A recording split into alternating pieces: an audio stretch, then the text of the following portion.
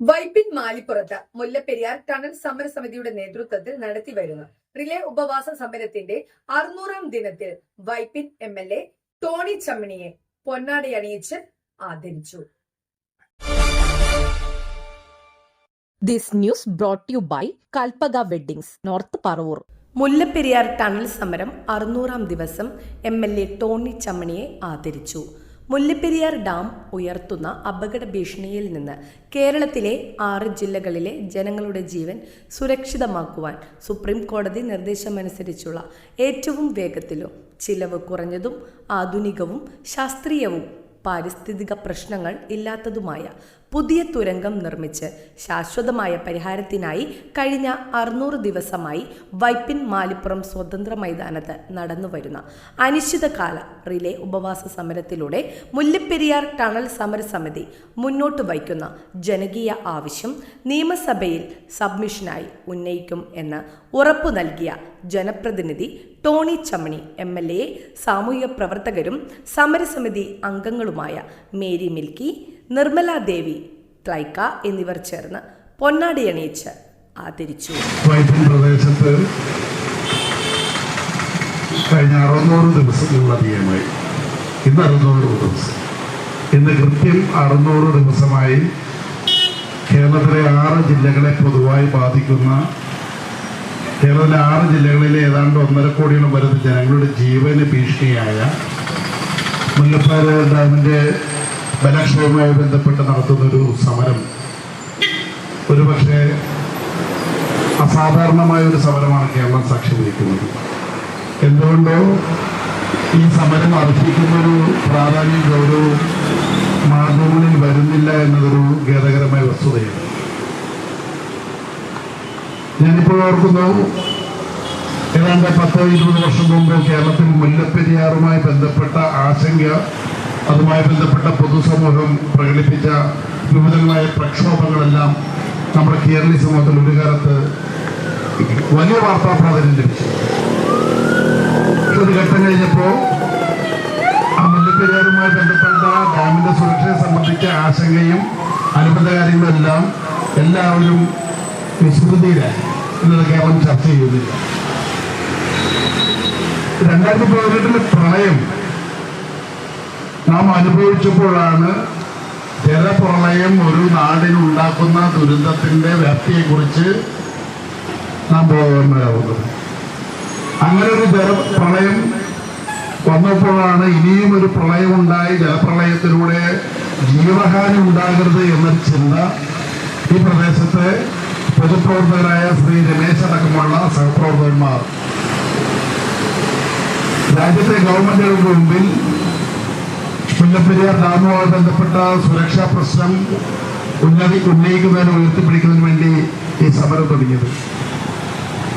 ഒന്ന് നോക്കുക, പരിഹാരമുണ്ടാകുമോ എന്ന് ഉറപ്പ് ഇല്ലാതെയും ഈ കഴിഞ്ഞ 600 ദിവസവും നിരന്തരമായ ഒരു പ്രദേശത്ത് നടക്കുന്ന സമരം എന്ന് പറയുമ്പോൾ ഒരുപക്ഷെ പ്ലാച്ചിമടയിൽ പോലും ഇത്രയും ദീർഘകാല സമരം ചെയ്തു ഞാൻ കരുതുന്നില്ല. ഉണ്ടായോ? ഇതിനേക്കാളും പ്ലാച്ചിമടയിൽ നടന്ന സമരം, കോട്ടോക്കോളയ്ക്കുള്ള ജനകീയ സമരം പോലും ഇത്രയും ദൈർഘ്യമുണ്ടോ എന്ന് സംശയം.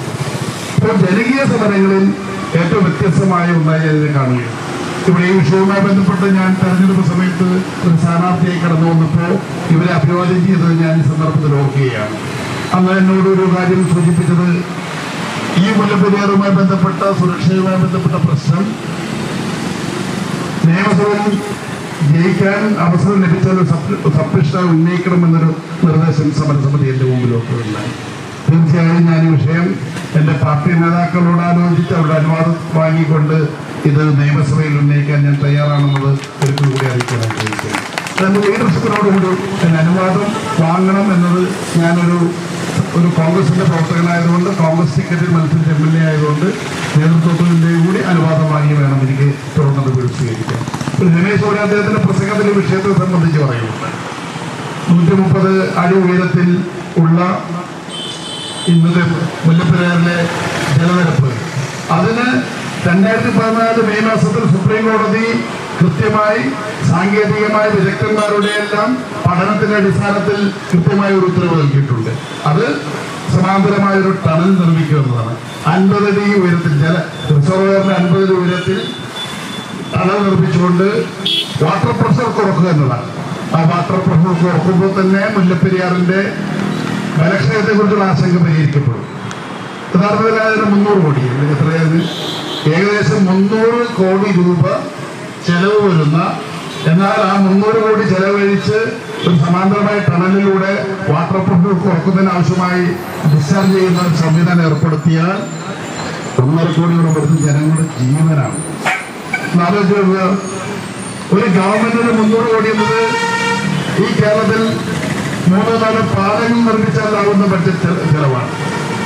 ഈ കേരളത്തിൽ ഗതാഗത സൗകര്യത്തിന് വേണ്ടി ഗവൺമെന്റ് നിർമ്മിക്കേണ്ടതായിട്ടുള്ള റോഡ് പാലങ്ങൾ നിർമ്മിക്കുന്നതിനുള്ള ഏതാനും പാലങ്ങളെന്ന റോഡുകൾ നിർമ്മിക്കുന്ന ഉള്ള ചെലവാണ്. പക്ഷേ ആ റോഡുകളും പാലങ്ങളും നിർമ്മിക്കുന്ന സഞ്ചാര സൗകര്യത്തിനാണ്. അത് ആ പ്രദേശത്തെ ജനങ്ങൾക്ക് ഉപയോഗിക്കുമെങ്കിലും അതിനേക്കാളൊക്കെ എത്രയോ വ്യാപ്തിയാണ്. 1.5 കോടിയോളം വരുന്ന ജനങ്ങളുടെ ജീവനുമായി ബന്ധപ്പെട്ട് ഏതാണ്ട് കോട്ടയം, ഇടുക്കി, ആലപ്പുഴ, എറണാകുളം, 4 തൃശ്ശൂർ, ഇത്രയും ജില്ലകളിൽ, പത്തനംതിട്ട അടക്കമുള്ള ജില്ലകളിൽ ഞാനും നിങ്ങളും ആഗ്രഹിക്കുന്നതും ഞാനും നിങ്ങളും പ്രാർത്ഥിക്കുന്നതും അങ്ങനെ ഒരു ദുരന്തം ഉണ്ടാകരുതേ എന്നതാണ്. പക്ഷെ അങ്ങനെ ഒന്ന് സംഭവിച്ചാൽ നമുക്ക് പൂർണ്ണമായിട്ട് തള്ളിക്കളയാൻ സാധിക്കില്ല.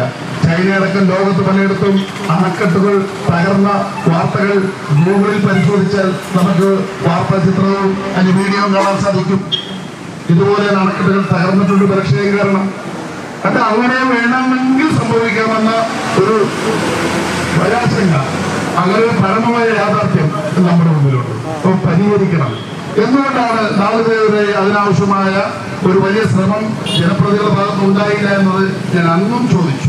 പ്രിയപ്പെട്ടവരെ, ഇത് കേരളീയ സമൂഹത്തിലെ ഏതാണ്ട് 60% വരുന്ന ജനങ്ങളുടെ ജീവന്റെ പ്രശ്നമാണ്, അവരുടെ സുരക്ഷയുടെ പ്രശ്നമാണ്. അവർക്ക് പരിഹാരം ഉണ്ടാകണം.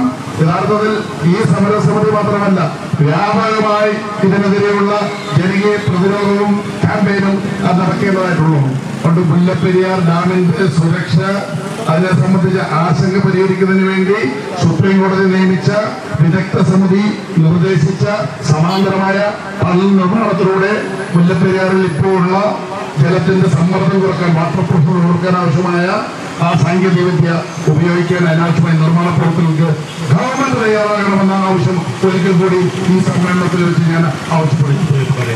അനാവശ്യമായ പ്രവർത്തനങ്ങൾക്ക് ജനപ്രതിനിധി എന്ന നിലയിൽ ഞാൻ തുടർന്നുള്ള പ്രവർത്തനങ്ങളിൽ നിങ്ങളോടൊപ്പം ഉണ്ടാകുമെന്ന് മാത്രം പറഞ്ഞുകൊണ്ട് ഇന്ന് എനിക്ക് നൽകിയ ആദരവ് ഞാൻ അങ്ങേയറ്റം ശ്രദ്ധയോടെ സ്വീകരിച്ചുകൊണ്ട് തുടർന്ന് ഇനി കേരളീയ സമൂഹത്തിൽ ഈ സമരം വലിയ ചെലവുകൾ സൃഷ്ടിക്കട്ടെ എന്ന് മാത്രം ആശംസിച്ചുകൊണ്ട് വാക്കുകൾ സ്വീകരിക്കുന്നു. നന്ദി, നമസ്കാരം. സമരസമിതി പ്രസിഡന്റ് രമേശ് രവി അധ്യക്ഷനായ ചടങ്ങിൽ Edappally block panchayat president Cleetus, DCC general secretary Dono മാഷ്, പ്രമുഖ ഗാന്ധിയൻ മാത്യൂസ് പുതുശ്ശേരി, പഞ്ചായത്ത് അംഗം റസിയ ജമാൽ, തൃക്കണർ വട്ടം മഹിളാ കോൺഗ്രസ് വൈസ് പ്രസിഡന്റ് നിർമ്മല ദേവി എന്നിവർ പ്രസംഗിച്ചു. കുടുംബി സേവാ സംഘം സംസ്ഥാന പ്രസിഡന്റും പുതുവൈപ്പ് കോൺഗ്രസ് മണ്ഡലം പ്രസിഡന്റുമായ ശ്യാം കുമാർ, ഒറ്റയാൾ പോരാളി കോട്ടൂർ ബാഹുലേയൻ, മുൻ panchayat president Roslin, ward member Dileep, Elamkunnapuzha youth Congress മണ്ഡലം പ്രസിഡന്റ് മഹേഷ് കണ്ണൻ, ആം ആദ്മി മണ്ഡലം president Saseendran Pillai, Janatha residence association അംഗം ലോഹിതാക്ഷൻ, ജോൺസൺ മാഷ്, music foundation secretary Surendran, Racco പ്രവർത്തക സൈനബ പൊന്നാരിമംഗലം തുടങ്ങിയവരും വിവിധ സംഘടനാ പ്രവർത്തകരും ജനങ്ങളും പങ്കെടുക്കുകയും സമരസമിതി സെക്രട്ടറി സ്മിജുൻ രാജ് സ്വാഗതം ആശംസിച്ചു. വൈസ് പ്രസിഡന്റ് അലോഷ്യസ് മഞ്ഞനക്കാട് നന്ദിയും അറിയിച്ചു. ന്യൂസ് ഡെസ്ക് നാട്ടുവാർത്ത, മാലിപ്പുറം.